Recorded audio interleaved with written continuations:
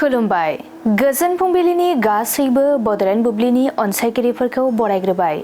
दिनै 14 मार्च सनिबारनि फानजामुथिखौ फरायथिनो लादों आं उदांस्रि मुसाहारिया।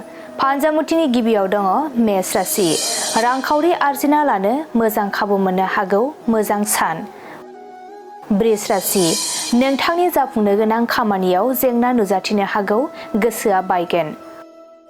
मिथुन राशि। नोंथाङा गोसो हमथाना थानो गोनां जानो हागौ, गावनि अहंखारजों धोन खहा जानो हागौ। कर्क राशि। फालांगि बिथिङाव मुलाम्फा जागोन, नखराव रांखावरि मदद होनो हागोन। सिंह राशि। गोथार खामानिफोर मावफुंना लानो हागोन, गोसोनि जै जागोन। कन्या राशि। बाथ्रा गोरोबज्लायैयाव दावराव सोमजिनो हागौ, सुथुर जानानै थागोन। तुला राशि। मेगननि नुथायाव जेंना सोमजिनो हागौ, सांग्रां जाना थानांगोन। वृश्चिक राशि। जिउखौ दैदेनलांनो बायदि मोजां खाबु मोननो हागौ, मोजां सान। धनु राशि। गोनांथार मुवा खहा जानो हागौ, गोसोखौ एसेबो मोजां मोननाय नङा। मकर राशि। खामानिफोराव गोसो जनाय नङा, दलरै गोग्लैसोना थानो गोसो जागोन। कुम्भ राशि। नोंथांनि आखायाव रांखावरि थाबथानाय नङा, मोनसेनि उनाव मोनसे जेंना सोमजिनो हागौ।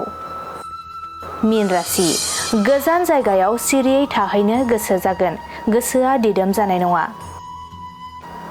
दिनै सानसेनि राशि फरायथिनायाबो एसेनोसै। आसा खालामो नोंथांनि दिनैनि साना मोजाङै मोजां थांगोन, बेखौ बड'लेण्ड बुब्लि नखरनिफ्राय मिजिंथिबाय।